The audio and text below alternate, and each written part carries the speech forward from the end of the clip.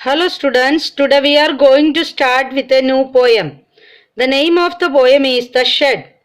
This poem is written by Frank Flynn. What is the shed? Shed is usually a small room away from the main house.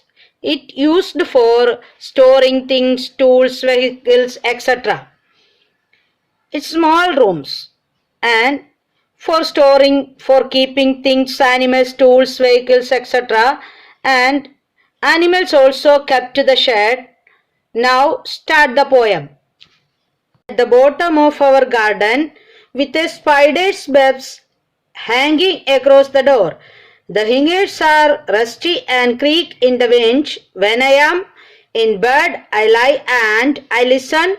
I will open that door one day.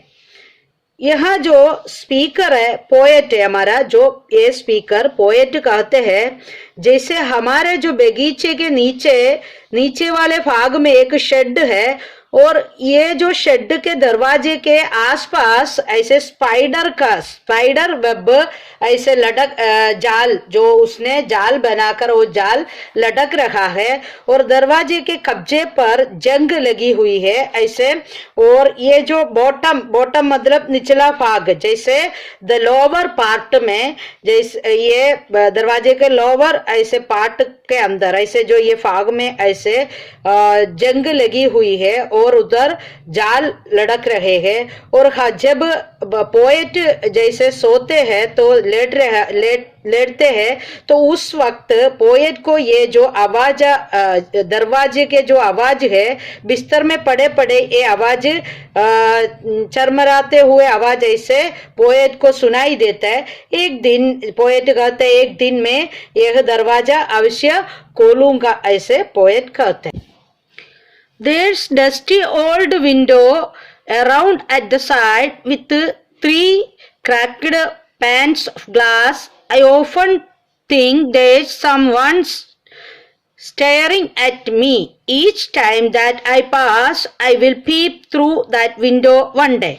Dusty means जो dirty गंदा या dust धूल, और staring घूरना जैसे gazing देखना, और cracked मतलब split broken जैसे छोटे छोटे जो टूटा हुआ है, जैसे थोड़े टूटा हुआ है। पीप मीन्स ऐसे अंदर के साइड ऐसे अंदर देखने का, जैसे झलक देखना इसके है। और ये जो पोएट कहते हैं शेड के एक और दूर से सभी पुरानी खिड़की है, शेड के जो दूर है वो सभी पुरानी खिड़की है और जिसके तीनों शीशों पर ऐसे दरार ऐसे आ चुकी है। और ये जो शेड के ये दरवाजे में सब दरार तो आ गया। जब ये पोएट उस साइड से ऐसे गुड़ता है, ऐसे जाता है तो उनको लगता है उधर कोई अंदर से, ये जो शेड है उसके अंदर से ये पोएट को कोई देख रहा है, ऐसे पोएट को लगता है। हर बार ये पोएट यहाँ से जब गुजरता है तो उसका वो सोचता है, पोएट ऐसे सोचता है कि एक दिन में ये दरवाजा ये या खिड़की को खोलकर इसके अंदर जाकर देखूंगा।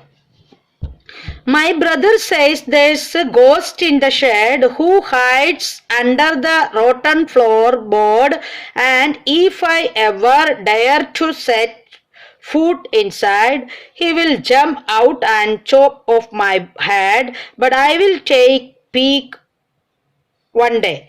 Rotten means कटा हुआ या क्रम्बलिंग, चॉप मीन्स काटना, जैसे ये छोटे छोटे ऐसे काटेगा। तो मेरा भाई जो मेरा ब्रदर है, पोएट का जो भाई है वो ब्रदर कहते हैं मुझे डराने के लिए, वो पोएट को डराने के लिए ऐसे कहते हैं उसके अंदर एक भूत तो है, गोस्ट है, भूत बैठा है जो फर्श पर बिछे लकड़ी के तख्तों के नीचे छिपा है। और ये छिपा हुआ यदि हम अंदर जाएगा तो अंदर कदम रखेगा तो ये क्या करेगा, ये एक साहस जैसे है और ये भूत बाहर निकल कर आएंगे और मेरा जो अपने ये पोएट का जो सिर काट देगा, और परंतु फिर भी कभी अंदर झांकने के लिए उत्सुक है। जैसे कवि के भाई कहते तो भी उसको इच्छा तो है अंदर जाने का ही है, ऐसे वो सोच रहे।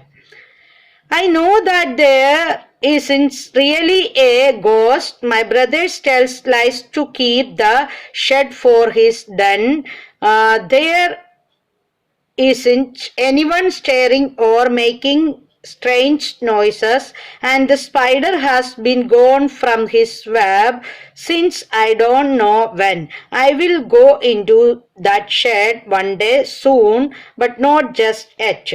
Ghost means प्रेत या भूत, डन मीन्स गुप्त स्थान, सीक्रेट प्लेस, वेब मीन्स जाल, ये जो स्पाइडर का जाल।